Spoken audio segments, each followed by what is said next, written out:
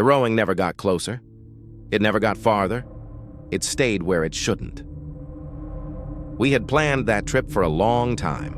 Willapa Bay, late September, fog that morning. The kind that flattens everything. Water, sky, distance. Edwin and I had both kayaked for years. We knew the bay well enough to respect it. Not well enough to forget it. What happened out there didn't feel like a mistake. We launched early. The tide was still working in our favor. The fog was thick, but not unusual. You trust your compass. You trust your GPS. You keep your bearings. That morning felt normal, at first. Cold air, still water, paddles dipping, lifting. Nothing else. No birds, no motors, no voices, just us and the fog. We stayed close, 15 feet, maybe less. Close enough to see each other, just shapes in the white. We didn't talk. There wasn't anything to say. The plan was simple: paddle out, watch the tide, turn back. The first hour passed quietly, too quietly. But fog does that. It softens everything, takes the edges off, holds sound close. Then I heard it.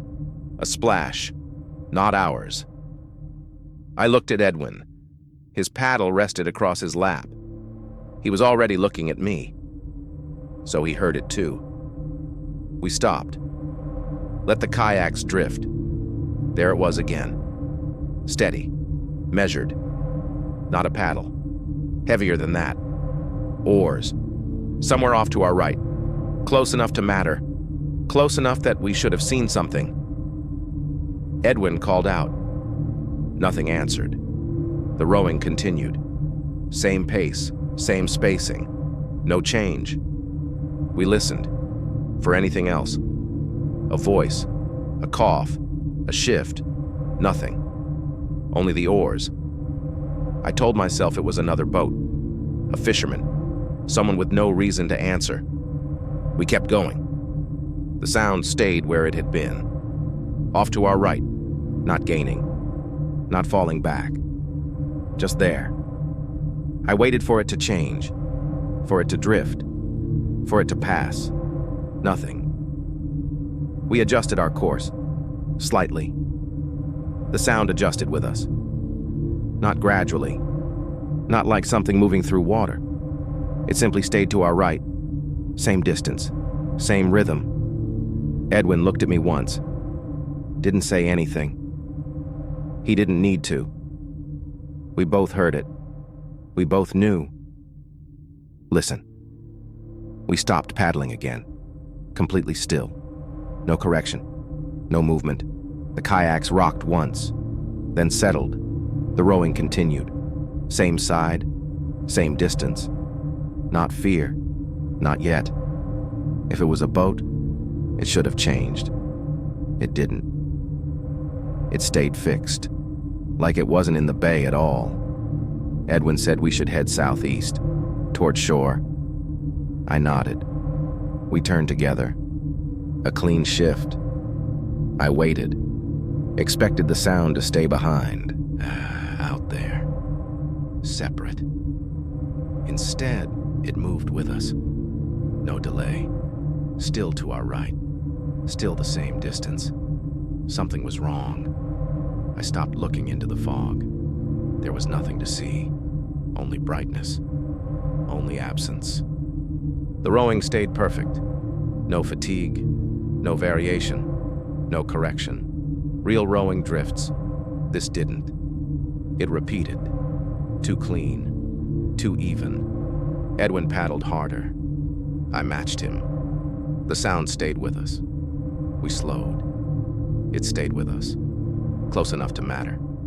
Far enough not to see. I tried to think it through. Fog distorts sound.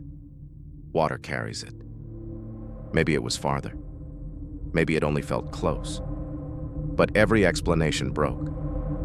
The moment we turned again. A sound can shift. It can mislead. It cannot stay fixed. Not like that. It didn't make sense. The fog thinned. just enough. Shapes almost forming. A darker patch. A line ahead. Then, for a second, I saw it. A rowboat. Small. Wooden. Dark. Something at the oars. Not clear. Not a person, just something there. Then it was gone. The fog closed over it. We kept moving. Faster now. Not panicked. Not yet. Just leaving. The compass held. The GPS held. The rowing didn't change. Never hurried. Never fell behind. At some point, everything else disappeared.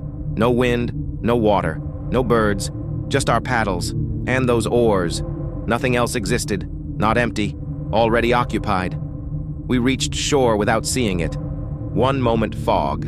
Next sand. I stepped out too fast. Cold water. Didn't feel it. Pulled the kayak up.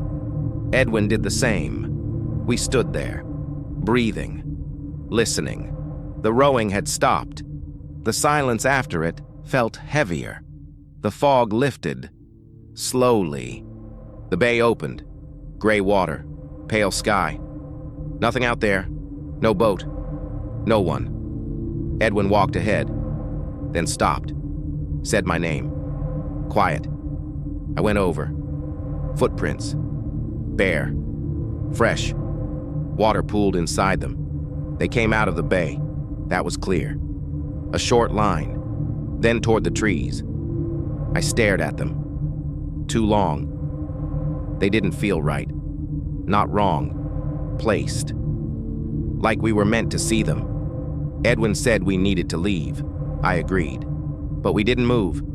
Not right away. We both looked down the shoreline. That's when I saw it. The boat.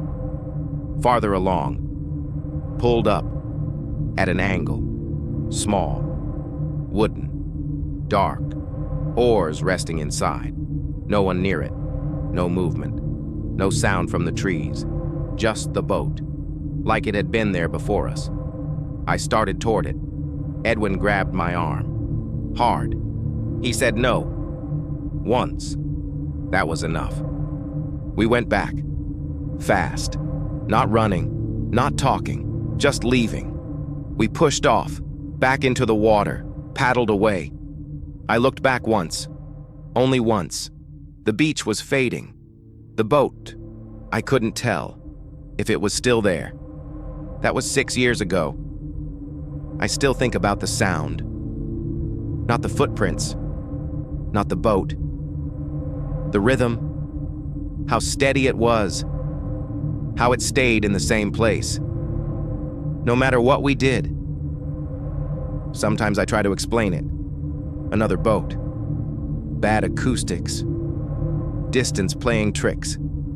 A man who reached shore first. None of it holds up. Because of one detail. I didn't notice it until later, when we were loading the kayaks. Water had been running down the right side of mine. Fresh. Not spray. Not from my paddle. A narrow line. As if something had been beside me. The entire time. Close enough to touch. And if it was that close, then it knew where we were. The entire time.